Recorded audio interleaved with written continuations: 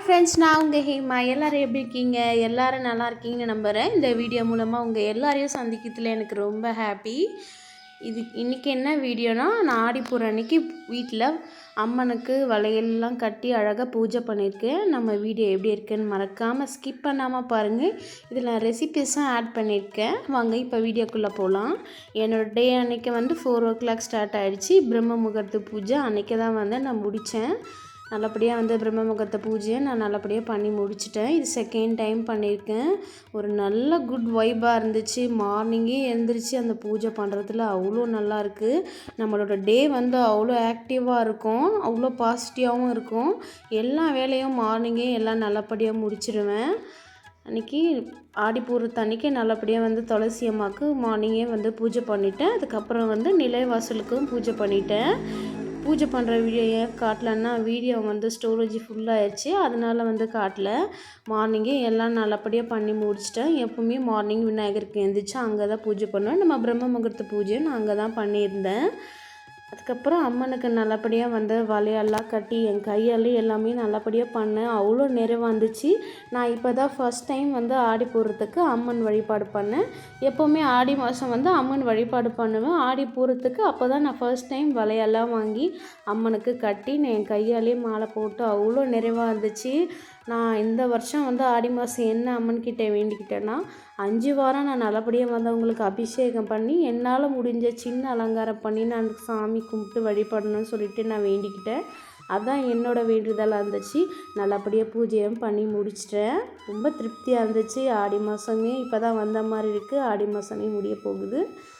இதே விநாயகர் சதுர்த்தி எல்லாமே ஒரே ஃபெஸ்டிவலாக வரும். இனி அடுத்தடுத்த வீடியோ எல்லாமே பார்க்கலாம்.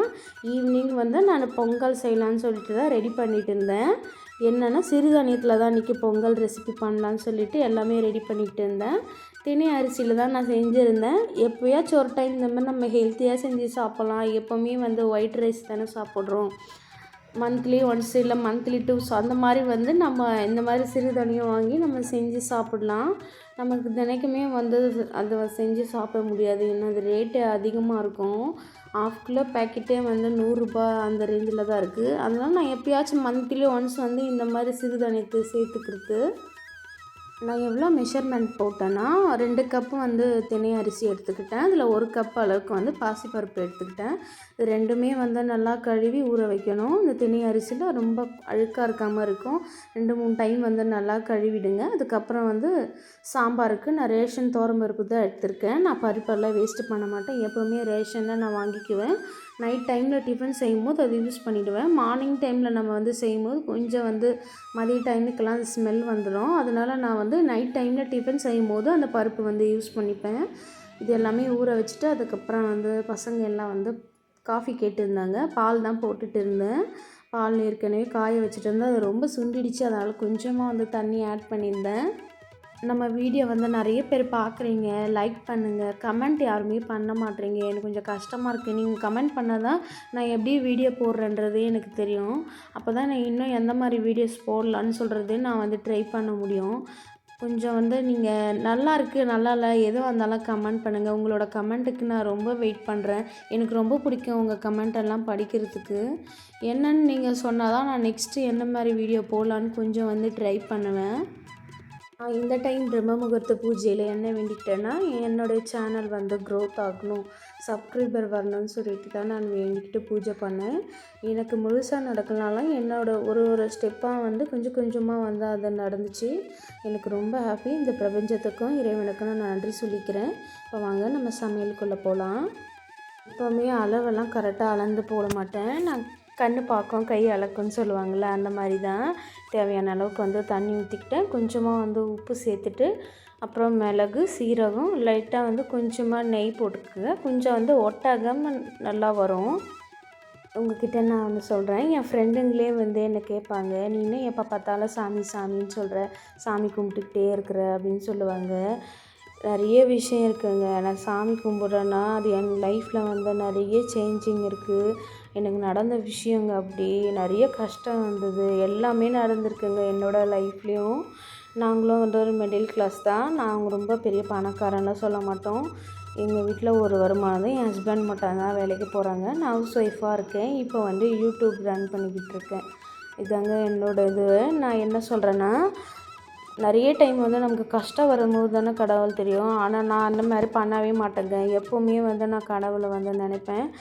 நான் வந்து மற்றவங்கக்கிட்ட சொல்லுவேன், நீங்கள் வந்து கஷ்டம் வரும்போது மட்டும்தான் கடவுளை போய் பார்க்குறீங்க, கேட்குறீங்க.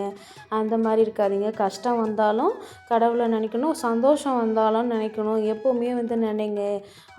அப்படி இருந்தால் மட்டும்தான் நம்ம லைஃப்பில் வந்து எல்லா சுச்சுவேஷனும் கடந்து போக முடியும். ஹாப்பியாக இருக்கும்போது வந்து நம்ம கடவுளுக்கு போய் நன்றி சொல்கிறோமா? சொல்ல மாட்டோம்.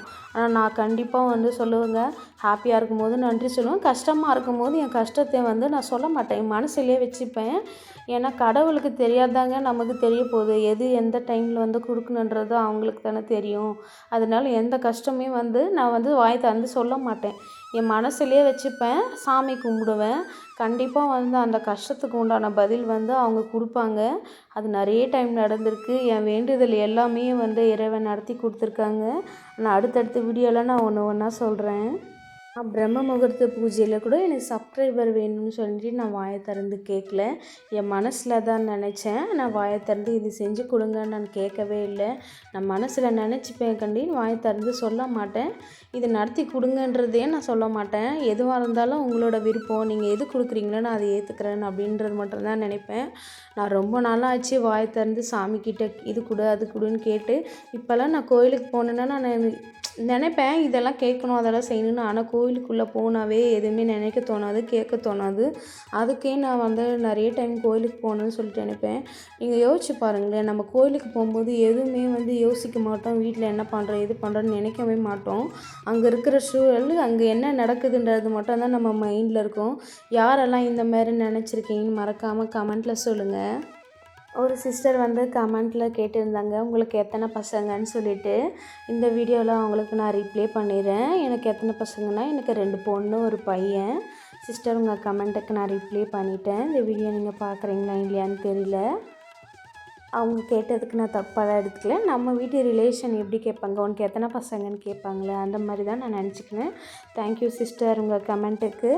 இப்போ வாங்க நம்ம ரெசிபிக்கு போகலாம்.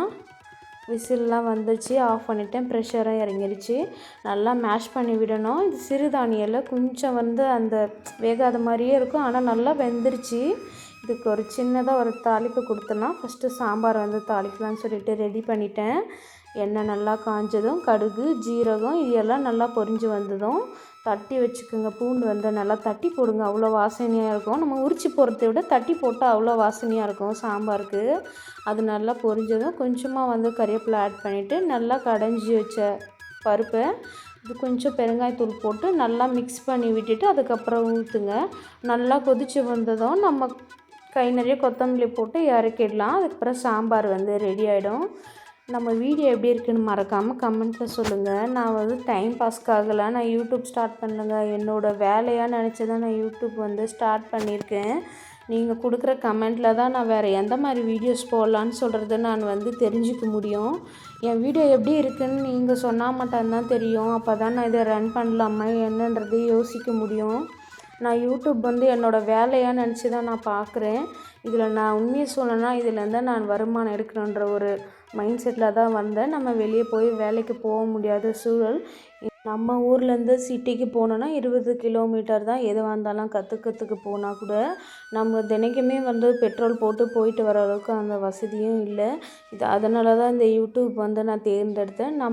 நமக்கு தெரிஞ்ச எல்லா விஷயத்த வந்து ஷேர் பண்ணலாம். நம்ம வீடியோ பார்க்குறவங்க அவங்களுக்கு தெரிஞ்ச விஷயத்த வந்து ஷேர் பண்ணுவாங்கன்ற ஒரு நல்ல எண்ணத்தில் தான் நான் வந்து ஸ்டார்ட் பண்ணேன். என் வீடியோ மூலமா உங்களுக்கு ஏதாவது ஒரு யூஸ்ஃபுல்லாக இருந்துச்சுன்னா லைக் பண்ணி சப்ஸ்கிரைப் பண்ணி சப்போர்ட் பண்ணுங்கள். மானிட்டேஷன் ஆகிறதுக்கு 4000 வாட்ச் ஓவர் வேணும். அந்த ஒரு மைண்ட் செட்டு தான் இருக்குது. அதுவே கொஞ்சம் வந்து யோசனையாக இருக்குது. நம்ம எப்படி வந்து 4000 வாட்ச் ஓவர் எடுக்க போகிறோம். நீங்களும் இப்போ தான் ஸ்டார்ட் பண்ணியிருந்தீங்கன்னா ஜனவரி 31க்குள்ளே சேனலை வந்து மானிட்டேஷன் பண்ணுற மாதிரி வீடியோஸ் கொடுத்து சீக்கிரமாக வந்து மானிட்டேஷன் பண்ணிக்கோங்க. நம்ம வீடியோ பிடிச்சிருந்தால் மறக்காமல் ஒரு லைக் பண்ணி சேனலை சப்ஸ்கிரைப் பண்ணுங்கள். நெக்ஸ்ட்டு வீடியோ வந்து நம்ம வரலட்சுமி பூஜைக்கு தேவையான பொருள்லாம் நான் வாங்கிட்டு வந்திருக்கேன். நெக்ஸ்ட்டு வீடியோ வந்து நான் அது கொடுக்குறேன். வேறு ஒரு வீடியோவில் சந்திக்கலாம். இவ்வளோ நேரம் நம்ம வீடியோ பார்த்ததுக்கு ரொம்ப நன்றி.